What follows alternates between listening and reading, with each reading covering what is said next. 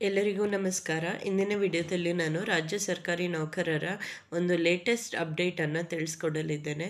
ನಿಮಗೆಲ್ಲ ಗೊತ್ತಿರೋ ಹಾಗೆ ನನ್ನ ಚಾನಲ್ನಲ್ಲಿ ನಾನು ರೆಗ್ಯುಲರ್ ಆಗಿ ಸರ್ಕಾರಿ ನೌಕರರ ಬಗೆಗೆ ಏನೇ ಅಪ್ಡೇಟ್ಸ್ ಇದ್ದರೂ ಏನೇ ವಿಷಯಗಳಿದ್ದರೂ ನನ್ನ ಚಾನಲ್ನಲ್ಲಿ ವಿಡಿಯೋ ಮಾಡಿ ಅಪ್ಲೋಡ್ ಮಾಡ್ತಾ ಇರ್ತೀನಿ. ಹಾಗಾಗಿ ನೀವೇನಾದರೂ ಇನ್ನೂ ನನ್ನ ಚಾನಲ್ಗೆ ಸಬ್ಸ್ಕ್ರೈಬ್ ಮಾಡ್ಕೊಂಡಿಲ್ಲ ಅಂದರೆ ಉಚಿತವಾಗಿ ಸಬ್ಸ್ಕ್ರೈಬ್ ಮಾಡ್ಕೊಳ್ಳಿ. ಇದು ಫ್ರೀ ಆಗಿರುತ್ತೆ, ನಿಮ್ಗೆ ಯಾವುದೇ ಚಾರ್ಜಸ್ ಇರೋದಿಲ್ಲ. ಆದರೆ ಏನು ಸಬ್ಸ್ಕ್ರೈಬ್ ಮಾಡ್ಕೊಳ್ಳೋದ್ರಿಂದ ಏನು ಉಪಯೋಗ ಆಗುತ್ತೆ ನಿಮಗೆ ಅಂದರೆ, ನಾನು ಏನಾದರೂ ಈ ಥರ ವೀಡಿಯೋಸ್ ಅಥವಾ ನ್ಯೂಸ್ ಏನು ಅಪ್ಡೇಟ್ಸ್ ಹೊಸ ಆದೇಶಗಳಿದ್ದರೆ ಅದು ಇಮಿಡಿಯೇಟಾಗಿ ನಿಮಗೆ ತಿಳಿದು ಬರುತ್ತೆ, ನಿಮಗೆ ನೋಟಿಫಿಕೇಷನ್ ಬರುತ್ತೆ, ಹಾಗೂ ನೀವು ಎಲ್ಲ ವಿಷಯಗಳನ್ನು ಇಮಿಡಿಯೇಟಾಗಿ ತಿಳಿದುಕೊಳ್ಬೋದಾಗಿದೆ. ಮತ್ತು ಇವತ್ತಿನ ವಿಡಿಯೋದಲ್ಲಿ ನಾನು ರಾಜ್ಯ ಸರ್ಕಾರಿ ನೌಕರರಿಗೆ ಸರ್ಕಾರ ಹೊರಡಿಸಿರುವಂಥ ಹೊಸ ಆದೇಶದ ಬಗ್ಗೆ ತಿಳಿಸ್ಕೊಡಲಿದ್ದೇನೆ. ಸೊ ಹಾಗಾಗಿ ಈ ವಿಡಿಯೋನ ಪೂರ್ತಿಯಾಗಿ ನೋಡಿ, ಹಾಗೂ ನಿಮ್ಮ ಕಲೀಗ್ಸ್ ಯಾರ್ಯಾರು ಇದ್ದಾರೋ ಅವ್ರಿಗೆ ಕೂಡ ಶೇರ್ ಮಾಡಿ. ಮೊದಲನೇದಾಗಿ ನಿಮಗೆ ಇವಾಗಲೇ ಗೊತ್ತಿರ್ಬೋದು, ಸಾಮಾನ್ಯವಾಗಿ ಸರ್ಕಾರಿ ನೌಕರರ ವರ್ಗಾವಣೆ ಅನ್ನೋದು ಏಪ್ರಿಲ್ ತಿಂಗಳಿಂದ ಮೇ ತಿಂಗಳೊಳಗೇ ನಡಿಬೇಕಾಗಿರುತ್ತೆ. ಆದರೆ ಈ ಸಲ ಚುನಾವಣೆ ಇದ್ದದ್ರಿಂದ, ಲೋಕಸಭೆ ಚುನಾವಣೆ ಇದ್ದ ಕಾರಣ ವರ್ಗಾವಣೆ ಯಾವ್ದ್ಯಾವ್ದೆಲ್ಲ ಆಗಬೇಕಿತ್ತೋ ಅದು ಯಾವುದು ಇನ್ನೂ ಆಗಿಲ್ಲ. ಸೊ ಹಾಗಾಗಿ ಸರ್ಕಾರ ಏನು ಆದೇಶ ಕೊಟ್ಟಿದೆ ಅಂದರೆ, ಪ್ರತಿಯೊಂದು ಇಲಾಖೆನಲ್ಲೂ 6% ಜನರಿಗೆ ವರ್ಗಾವಣೆ ಮಾಡುವ ಅವಕಾಶವನ್ನು ಕಲ್ಪಿಸಿದೆ. ಅಂದರೆ ಹಲವಾರು ಅಷ್ಟು 6%. ಇವಾಗ ಫಾರ್ ಎಕ್ಸಾಂಪಲ್ ನಿಮ್ಮ ಇಲಾಖೆಯಲ್ಲಿ ಏನು ನೀವು ಎಲ್ಲಿ ಕೆಲಸ ಮಾಡ್ತಿದ್ದೀರೋ ಆ ಇಲಾಖೆಯಲ್ಲಿ 100 ಜನರಿದ್ದರೆ 6 ಜನರನ್ನು ವರ್ಗಾಯಿಸ್ಬೋದು ಅಂತ ಹೇಳಿದ್ದಾರೆ. ಸೊ ಯಾರ್ಯಾರು ವರ್ಗಾವಣೆಗೋಸ್ಕರ ಅಪ್ಲಿಕೇಶನ್ ಹಾಕಿದ್ರೋ ಅವರಿಗೆ ಸರ್ಕಾರ ಏನು ಹೇಳಿದೆ ಅಂದರೆ, ಜೂನ್ 25ರಿಂದ ಜುಲೈ 9 ಒಳಗಾಗಿ ನೀವು ಇದನ್ನು ಅಂಗೀಕಾರ ಮಾಡಬೇಕು. ಯಾರ್ಯಾರಿಗೆ ವರ್ಗಾವಣೆ ಆಗಬೇಕಂತಿದೆಯೋ ಜೂನ್ 25ರಿಂದ ಜುಲೈ 9ರೊಳಗಾಗಿ ನೀವು ವರ್ಗಾಯಿಸಬೇಕು ಅಂತ ಹೇಳಿದೆ. ಸೊ ಇವಾಗ ಒಂದೇ ಊರಲ್ಲಿ ನೀವು ಒಂದು ಆಫೀಸಿಂದ ಇನ್ನೊಂದು ಕಡೆ ಶಿಫ್ಟ್ ಆಗ್ತಿದ್ದೀರಾ ಅಂದರೆ ಅದು ವರ್ಗಾವಣೆ ಅಂತ ಕೌಂಟ್ ಆಗಲ್ಲ. ನೀವು ಬೇರೆ ಕಡೆ ಬೇರೆ ಊರಿಗೆ ಶಿಫ್ಟ್ ಆಗೋಕ್ಕೆ ಅರ್ಜಿ ಸಲ್ಲಿಸಿದ್ರೆ ಅದು ಕೌಂಟ್ ಆಗುತ್ತೆ. ಅಥವಾ ನೀವು ಈ ಯಾವ ಇಲಾಖೆಯಲ್ಲಿ ವರ್ಕ್ ಮಾಡ್ತಿದ್ದೀರೋ ಆ ಇಲಾಖೆ ಬಿಟ್ಟು ಬೇರೆ ಇಲಾಖೆಗೆ ವರ್ಗಾವಣೆ ಮಾಡ್ಕೊಂಡಿದ್ರೆ ಅದಕ್ಕೂ ಅನ್ವಯ ಆಗುತ್ತೆ ಅಂತ ಹೇಳಿದ್ದಾರೆ. ಸೊ ಎಲ್ಲ ಸೇರಿ 6% ಜನರಿಗೆ ನಿಮ್ಮ ಇಲಾಖೆಯ 6%, ಪ್ರತಿಯೊಬ್ಬರು ಇಲಾಖೆಯಲ್ಲೂ 6% ಜನರಿಗೆ ವರ್ಗಾವಣೆ ಮಾಡೋ ಅವಕಾಶವನ್ನು ಕೊಟ್ಟಿದ್ದೇವೆ ಅಂತ ಹೇಳಿದ್ದಾರೆ. ಮತ್ತು ಇದನ್ನು ಜೂನ್ 25ರಿಂದ ಜುಲೈ 9ರೊಳಗಾಗಿ ಮಾಡಬೇಕು ಅಂತ ತಿಳಿಸಿದ್ದಾರೆ. ಸೊ ಯಾರಾದರೂ ವರ್ಗಾವಣೆಗೆ ಅಪ್ಲೈ ಮಾಡ್ಕೊಂಡಿದ್ರೆ, ನೀವು ಟ್ರಾನ್ಸ್ಫರಿಗೆ ಅಪ್ಲೈ ಮಾಡಿದರೆ ನಿಮ್ಮ ಡಿಪಾರ್ಟ್ಮೆಂಟಲ್ಲಿ ಹೋಗಿ ಕೇಳಿ ಈ ವಿಷಯವನ್ನು ತಿಳಿದುಕೊಳ್ಳಿ. ಇಷ್ಟು ದಿನದೊಳಗಡೆ ನಿಮ್ಮ ಅರ್ಜಿಯನ್ನು ಅವರು ಅಪ್ರೂವ್ ಮಾಡಿದರೆ ಮಾತ್ರ ನಿಮಗೆ ಟ್ರಾನ್ಸ್ಫರ್ ಸಿಗುತ್ತೆ, ಇಲ್ಲಾಂದರೆ ಮತ್ತೆ 1 ಇಯರ್ ಕಾಯಬೇಕಾಗುತ್ತೆ. ಸಾಮಾನ್ಯವಾಗಿ ಏಪ್ರಿಲಿಂದ ಮೇ ತಿಂಗಳು ಎಂಡ್ವರೆಗೂ ಅಂದರೆ 2 ಮಂತ್ಸ್ ಟೈಮ್ ಕೊಡ್ತಿದ್ರು ವರ್ಗಾವಣೆ ಮಾಡೋದಕ್ಕೆ. ಆದರೆ ಈ ಸಲ ಲೋಕಸಭೆ ಚುನಾವಣೆ ಇರೋದ್ರಿಂದ ಆಲ್ರೆಡಿ ಲೇಟ್ ಆಗಿರೋದ್ರಿಂದ 2 ವೀಕ್ಸ್ ಟೈಮ್ ಕೊಟ್ಟಿದ್ದಾರೆ ಅಷ್ಟೇ. ಸೊ ಈ 2 ವೀಕ್ಸಲ್ಲೇ ಯಾರ್ಯಾರು ಟ್ರಾನ್ಸ್ಫರ್ ಮಾಡ್ಕೊಳ್ಬೇಕೋ ಅವರು ಟ್ರಾನ್ಸ್ಫರ್ ಮಾಡ್ಕೊಳ್ಬೇಕಾಗಿದೆ. ಆಮೇಲೆ ಇನ್ನೊಂದು ವಿಷಯ, ಆಲ್ರೆಡಿ 7th ಪೇ ಕಮಿಷನಲ್ಲಿ ನಾನು ಆಲ್ರೆಡಿ ಹೇಳಿದ್ದೀನಿ, ಯಾರ್ಯಾರು ಈ ಥರ ಟ್ರಾನ್ಸ್ಫರ್ ಮಾಡ್ಕೊತೀರಾ ಅವರಿಗೆಲ್ಲ ಈ ಪ್ರಯಾಣ ಭತ್ಯೆ ಅಂತ ಸಿಗುತ್ತೆ. ಅದನ್ನು ಕೂಡ ಈ 7ನೇ ವೇತನ ಆಯೋಗದಲ್ಲಿ ಪ್ರಯಾಣ ಭತ್ಯೆಯನ್ನು ಕೊಡಬೇಕಂತ ತಿಳಿಸಿದ್ದಾರೆ. 7ನೇ ವೇತನ ಆಯೋಗ ಇವಾಗ ಜುಲೈ 1ನೇ ತಾರೀಕಿಂದ ಜಾರಿ ಆಗುತ್ತೆ ಅಂತ ಹೇಳಿದ್ದಾರೆ.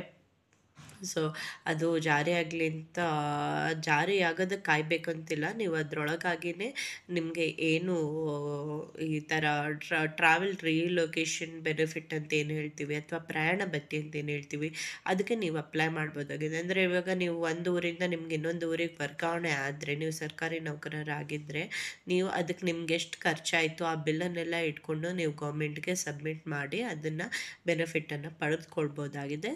ಸೊ ಇನ್ನು ಈ ಭತ್ಯೆಗಳ ಬಗ್ಗೆ ಏನಾದರೂ ಡೀಟೇಲ್ಸ್ ಆಗಿ ಗೌರ್ಮೆಂಟ್ ಎಂಪ್ಲಾಯೀಸ್ಗೆ ಯಾವುದೆಲ್ಲ ಭತ್ಯೆಗಳಿಗೆ ಅಪ್ಲೈ ಮಾಡ್ಬೋದು, ಅಥವಾ ಯಾವ್ದ್ಯಾವ್ದು ಪ್ರೊವಿಷನ್ಸ್ ಇದೆ ಅಂತ ಯಾರಿಗಾದ್ರೂ ಇನ್ಫಾರ್ಮೇಷನ್ ಬೇಕಿದ್ದರೆ ಕಮೆಂಟ್ ಮಾಡಿ ತಿಳಿಸಿ. ಹಾಗೂ ಹಲವಾರು ಜನ ನನ್ನ ವೀಡಿಯೋಸಲ್ಲಿ ಕ್ವಶನ್ ಕೇಳ್ತಾ ಇದ್ದರೆ ಯಾವಾಗಿಂದ ಜಾರಿ ಆಗುತ್ತೆ ಅದನ್ನು ಹೇಳಿ ಅಂತ. ಸದ್ಯಕ್ಕೆ ಜುಲೈ 1ರಿಂದ ಜಾರಿ ಮಾಡ್ತೇವೆ ಅಂತ ಹೇಳಿದ್ದಾರೆ. ಇವಾಗಲೇ ವರದಿ ಅಂಗೀಕರಿಸಿ ಆಗಿದೆ, ಮತ್ತು ಮುಖ್ಯಮಂತ್ರಿಯವರು ರಾಜ್ಯ ಸಚಿವ ಸಂಪುಟ ಸಭೆಯಲ್ಲಿ ಎಲ್ಲರೂ ನಮಗೇನು ತೊಂದರೆ ಇಲ್ಲ, ಮುಖ್ಯಮಂತ್ರಿಯವರಿಗೆ ನಾವು ಅಧಿಕಾರ ನೀಡಿದ್ದೀವಿ ಅಂತ ತಿಳಿಸಿದ್ದಾರೆ. ಸೊ ಮುಖ್ಯಮಂತ್ರಿಯವರು ಘೋಷಣೆ ಮಾಡೋದೊಂದೇ ಬಾಕಿದೆ. ಹಾಗೂ ಷಡಕ್ಷರಿ ಅವರು ಕೂಡ ನಾವು ಜುಲೈ 1ರವರೆಗೆ ಗಡುವನ್ನು ಇಟ್ಟಿದ್ದೀವಿ. ಒಂದು ವೇಳೆ ಅದರೊಳಗೆ ಏನಾದರೂ 7ನೇ ವೇತನ ಆಯೋಗ ಜಾರಿಯಾಗಿಲ್ಲ ಅಂದರೆ ನಾವು ನಮ್ಮ ಹೋರಾಟವನ್ನು ಮಾಡಿ ಹಕ್ಕನ್ನು ಪಡೆದುಕೊಳ್ತೇವೆ ಅಂತ ತಿಳಿಸಿದರು. ಹಾಗಾಗಿ ಜುಲೈ 1ರಿಂದ ಘೋಷಣೆ 7ನೇ ವೇತನ ಆಯೋಗ ಜಾರಿಯ ಘೋಷಣೆ ಆಗೋ ಎಲ್ಲ ಸಾಧ್ಯತೆಗಳಿದ್ದಾವೆ. ಹಾಗೂ ಇದು ಹಲವಾರು ಜನ ಕಮೆಂಟ್ ಮಾಡಿ ಕೇಳ್ತಿದ್ರಿ, ಪೆನ್ಷನ್ ತಗೊಳ್ಳೋರಿಗೆ ಕೂಡ ಯೂಸ್ ಆಗುತ್ತಂತ. ಖಂಡಿತವಾಗಿಯೂ ಪೆನ್ಷನ್ ತಗೊಳ್ಳೋರಿಗೆ ಕೂಡ ನೀವು ಯಾವಾಗ ರಿಟೈರ್ಡ್ ಆಗ್ತಿರೋ ಆ ರಿಟೈರ್ ಆದಾಗ ನಿಮ್ಮ ಸ್ಯಾಲ್ರಿ ಏನಿರುತ್ತೋ ಅದರ 50% ಅಷ್ಟನ್ನು ನಿಮಗೆ ಪೆನ್ಷನ್ ಆಗಿ ನೀಡಲಿದ್ದಾರೆ. ಸೊ ಅದನ್ನು 7ನೇ ವೇತನ ಆಯೋಗದಲ್ಲಿ ಮೆನ್ಷನ್ ಮಾಡಿದ್ದಾರೆ. 50% ಅಷ್ಟು ನೀಡಬೇಕು ಅಂತ. ಮತ್ತು ಏನಾದರೂ 70 ಇಯರ್ಸ್ ಮೇಲೆ ಇರೋರಿಗೆ 10% ಎಕ್ಸ್ಟ್ರಾ ಸಿಗುತ್ತೆ. 80 ಇಯರ್ಸ್ ಮೇಲೆ ಆಗಿದ್ದರೆ ನೀವು ಆವಾಗ ನಿಮಗೆ 15% ಎಕ್ಸ್ಟ್ರಾ ಸಿಗುತ್ತೆ. ಮತ್ತು ಕನಿಷ್ಠ ಮೂಲ ವೇತನವನ್ನು 17,000ದಿಂದ 27,000 ಆಗಿ ಮಾಡಿದ್ದಾರೆ. ಹಾಗೂ ಈ ಫಿಟ್ಮೆಂಟ್ಸ್ 27.5% ಫಿಟ್ಮೆಂಟ್ ಇರುತ್ತೆ.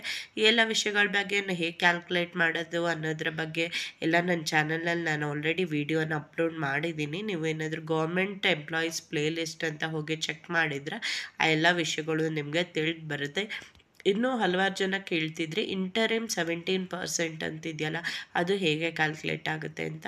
ಸೊ ಇಂಟರಿಮ್ 17% ನಿಮ್ಗೆ ಏನು ಈ ನ್ಯೂ ಫಿಟ್ಮೆಂಟ್ 27.5% ಅಂತ ಹೇಳಿದ್ದಾರೆ ಅದರಲ್ಲೇ ಇನ್ಕ್ಲೂಡ್ ಆಗಿರುತ್ತೆ. ಸೊ ಅದೇನು ಎಕ್ಸ್ಟ್ರಾ ಏನು ಸಿಗೋದಿಲ್ಲ, ಅಷ್ಟನ್ನೇ ಅದೇ ಆ 27.5% ಏನಾಗಿರುತ್ತೋ ಅದೇ ಸಿಗೋದು. ಆಮೇಲೆ ಪೆನ್ಷನ್ ಹೇಗೆ ಕ್ಯಾಲ್ಕುಲೇಟ್ ಮಾಡೋದು ಅಂತ ಹಲವಾರು ಜನ ಕಮೆಂಟ್ ಮಾಡಿ ತಿಳಿಸಿದ್ದೀರಾ. ಅದು ನನ್ನ ಚಾನಲಲ್ಲಿ ನಾನು ಆಲ್ರೆಡಿ ಕ್ಯಾಲ್ಕುಲೇಷನ್ ಹೇಗೆ ಮಾಡೋದು ಪೆನ್ಷನ್ ಅನ್ನೋದ್ರ ಬಗ್ಗೆ ಒಂದು ವಿಡಿಯೋನ ಮಾಡಿ ಅಪ್ಲೋಡ್ ಮಾಡಿದ್ದೀನಿ. ಇನ್ನೂ ಹಲವಾರು ಜನ ಯಾರಿಗಾದರೂ ಡೌಟ್ ಇದ್ದರೆ ಕಮೆಂಟಲ್ಲಿ ತಿಳಿಸಿ. ನನ್ನ ಎಲ್ಲ ಕಮೆಂಟ್ಗಳಿಗೂ ಒಂದು ಸಪ್ರೇಟ್ ವಿಡಿಯೋ ಮಾಡಿ ಅದರಲ್ಲಿ ಆನ್ಸರ್ ಮಾಡೋಕ್ಕೆ ಟ್ರೈ ಮಾಡ್ತೀನಿ. ಹಾಗೂ ಇನ್ನೂ ಹಲವಾರು ಜನ ಕೇಳಿದರು, ನಾವು ರೀಸೆಂಟಾಗಿ ರಿಟೈರ್ಡ್ ಆದವರಾಗಿದ್ದರೆ ಅಂದರೆ 2023 ಅಥವಾ 2024ರಲ್ಲೇ ರಿಟೈರ್ಡ್ ಆಗೋರಾಗಿದ್ದರೆ 7ನೇ ವೇತನ ಆಯೋಗ ಅಪ್ಲೈ ಆಗುತ್ತೆ ಅಂತ. ಖಂಡಿತವಾಗಿ ಅಪ್ಲೈ ಆಗಿದೆ. ಜುಲೈ 1ರಿಂದ ಇದು ಅಪ್ಲೈ ಜಾರಿಗೆ ಬರೋದ್ರಿಂದ ಸೊ ಖಂಡಿತವಾಗಿಯೂ ನಿಮಗೂ ಅದು ಅನ್ವಯ ಆಗುತ್ತೆ. ನಿಮ್ಮ pension 50% of last paid salary, ಅಂದರೆ ನೀವು ರಿಟೈರ್ಡ್ ಆಗೋತಾ ಇರೋ ಸ್ಯಾಲ್ರಿ 50% ನಿಮಗೆ ಸಿಗಲಿದೆ. ಆಮೇಲೆ ವೇತನ ಎಷ್ಟು ಜಾಸ್ತಿ ಆಗುತ್ತೆ ಅನ್ನೋದ್ರ ಬಗ್ಗೆನೂ ನಾನು ಪೇ ಸ್ಕೇಲ್ಸನ್ನು ನನ್ನ ಚಾನಲಲ್ಲಿ ರಾಜ್ಯ ಸರ್ಕಾರಿ ನೌಕರರಿಗೆ ಸಪ್ರೇಟ್ ಪೇ ಸ್ಕೇಲ್ಸ್ ಇದೆ, ಅದರ ಬಗ್ಗೆ ವಿಡಿಯೋಸನ್ನು ಮಾಡಿ ಹಾಕಿದ್ದೀನಿ. ಅದನ್ನು ನೋಡಿ ನೀವು ತಿಳ್ಕೊಳ್ಬೋದಾಗಿದೆ. ಇನ್ನೊಂದು ಏನಂದರೆ, ಈ ವರ್ಗಾವಣೆ ಬಗ್ಗೆ ನಾನು ತಿಳಿಸ್ದೆ ಅಲ್ವಾ, ಅದು ರಾಜ್ಯ ಸರ್ಕಾರಿ ನೌಕರರಿಗೆ ಮಾತ್ರ ಆಗಿರುತ್ತೆ. ಮತ್ತು ಎಲ್ಲ ಗ್ರೂಪ್ಗಳಿಗೂ ಅನ್ವಯ ಆಗುತ್ತೆ. ABCD ಎಲ್ಲ ಗ್ರೂಪ್ಗಳಿಗೂ ಅನ್ವಯ ಆಗುತ್ತೆ. ನೀವು ಯಾವ ಲೆವೆಲಲ್ಲಿದ್ರೂ ಕೂಡ ನಿಮ್ಗೆ ವರ್ಗಾವಣೆಗೆ ಅಪ್ಲೈ ಮಾಡಿದರೆ ಅದು ಅನ್ವಯ ಆಗುತ್ತೆ.